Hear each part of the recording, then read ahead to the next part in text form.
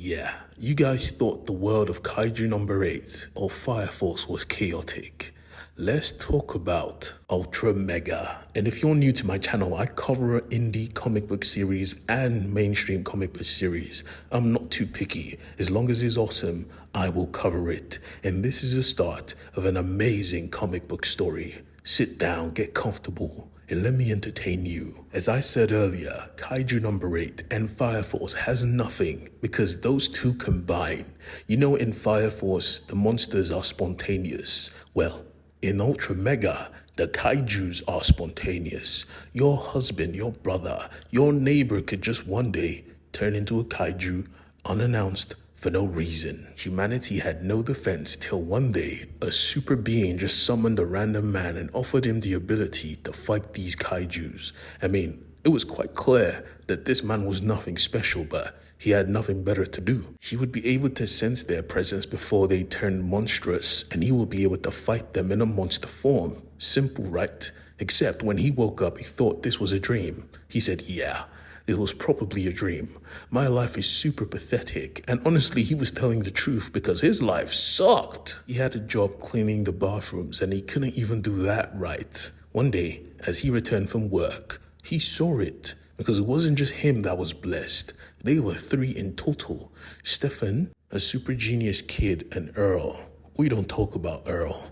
Now, Stefan was honestly just a kid, so his battle experience was weak. After his first few encounters, he lost his arm, so he said, nah, no battles for me, just science. And again, we don't talk about Earl. Fast forward to the present. Jason was a married man now. He had a kid, and one day he was out shopping until he noticed her.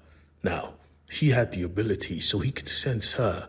He knew what she was. Ma'am, I'm sorry to bother you, but could you step away from the kid? When she didn't respond, he knew, it's time to go, and she morphed. When they morphed quickly. In the middle of the mart, she attacked.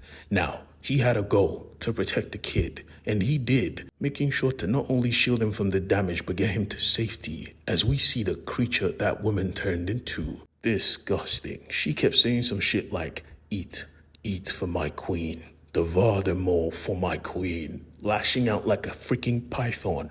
But you see, Jason was never going to let that happen. He was ULTRAmega, and he did his job well. Mind you, when he morphs, he's just a bigger, monstrous man. He has no armory. His only weaponry were the mega beams. And just like now, he used it to perfection, eradicating this monster and ensuring the safety of the people around him. He was good, but still, this was still a job, and it hurt like a bitch. As soon as the fight was over, he called his family to check if they were good, and they were. We see that his transformation takes time, and his head was still kind of big, but still, they were safe. His wife always wondered why he never just asked for help, but anytime he asked for help, he never gets help. And boy, he was going to need it, because on the outskirts of the city, we see a woman. A very beautiful woman. Accepting the groceries that was delivered to her, she was taking care of her kid, but something was weird. Even from the doorway, this house smelled like a dead corpse. Come to find out, this woman wasn't even a woman at all.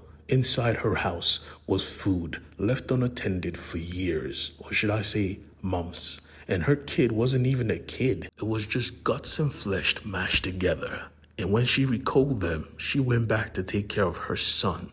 Yes, this is the queen, and her son is the prince of the Kaijus. Jason tried his luck. He tried to call Stefan, but Stefan was just a rich prick right now. He did not give a damn about nobody but himself. Jason, however, cared about everyone, even the people he defeated. Sadly, his day was about to get fucked up because the woman he just took down was not taken down. You see, she had a message. Hey, Jason, don't you think it's time to go meet your son? As he watched in horror as creatures just kept pouring out of her mouth, he realized the message he had just received, because his marriage right now was not his first. He was married before. He has another family, and now he was going to check on this family. Come to find out that this family he speaks of was the queen of the Kaiju and her son. And her son was growing, and he was growing big. They wanted revenge for his father's mission. His goal was to eradicate every creature on this planet. Being creatures themselves, This was honestly in their right. All around the city, the ground was quaking. Jason moved as fast as he could in the cop car he stole. He remembered his family. He remembered she was pregnant, and he remembered what he saw. He got to the house and he jumped out of the car. Matter of fact, he said, "Fuck this," and jumped the fence, only to realize he was already gone. The prince was hatched. All around the city, you could see mice, people trying to get to safety. Because honestly, what was about to happen right now was war. Jason tried to get back to the city, but he crashed. Pulling himself out of the rubble, he saw the two people he wanted to see most of all. He saw Stefan and Earl, both two Ultramen in their own rights. They knew something was up, and they demanded the truth. So he told them. He told them he had a wife. He told them he fathered a child, but with his abilities, he saw that they were kaijus, both him and her. He had to run away because he knew he was going to kill them. His powers react that way. He called the government to take care of them, but you see, the government always fails. Right now, Stefan was losing his mind. You did what? You let the kaijus develop instead of putting them down while they're young? Only God knows what he is right now. He said, "Well, we're about to find out." As three of them just simultaneously morphed, they could tell something was coming, something big. Stefan was a man now, but he was still a pussy. When he saw this hand, he knew, yeah, we finna die today. All around the city, everyone was trying to get themselves to safety. The fight was raging on like gods actually fighting. Even the driver of the taxi ran away, leaving behind Jason's wife and kid. From nowhere, the arm of an ULTRAmega just dropped right in the streets, and she was happy because it was green, not blue. Come to find out, Stefan was already done for. He was mashed potatoes, and we see this creature that killed him. He looked disgustingly huge and dangerous, bruh. And in his teeth, the feet of his own very father. Jason was practically crippled. He knew, yeah, this is probably where we die. But you see, Earl was Earl. He had been doing research on his own abilities. He knew these powers were way more than they seem, which is why he tapped it till its fullest potential, allowing him to go fucking crazy. Jason looked confused like, what the fuck? Only to see Earl was not Earl no more. He was a monster now, with insane speed, durability, and strength. The fight was a little bit more even now, except he also had the Ultra Beam. This was supposed to be a win, but nah. The Prince of Kaijus responded in kind, carried him, and slammed him so hard with one punch, he rocked the whole nation. The whole nation. Not just strength, he was fast enough to respond in kind, running behind him and using his elbow blades to split him in half. The fight was over. ULTRAmega was down. As he looked at his father, he knew it was time for lunch. But you see, ULTRAmega Red was not down for the count. He came forth and was planning to suicide bomb himself. It was not over till it was over. But the prince simply just yanked him off and threw him into the sky. He blew up instantly, and Earl was done. Jason watched both of his friends die, and now his son was pulling him in to eat. He had to make a choice. He had to pull out his own power source and send it somewhere safe for the next generation, for someone to fight for humanity. Using his last bits of strength, he sent his fist flying into the earth for safety, deep into the earth. And now he took it, the punch of death, with his head launching and his corpse falling. His wife, in a safe location, saw the rain, saw the blood. And when she saw his body, she knew what was coming next. The blood was going to flow. And this was normal blood. So you know, yeah, you need to move before you drown.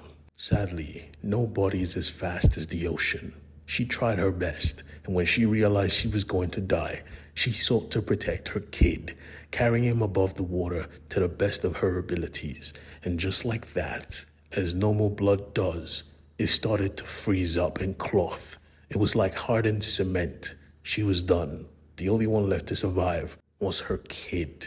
You see, after this, everything fell apart. Society blamed the ULTRAmegas. They blamed that they were men. Men fail. Machines will not. they decided to put all their cards on developing machines that would protect man, ensuring regular scans were done. If they found traces of kaiju on you, you got obliterated. They were taking no chances. And now, we skip ahead to the present, where our story truly begins, because all that was a prequel. We follow a boy, a scavenger, finding a mecha fist, and inside that fist was a glowing cube.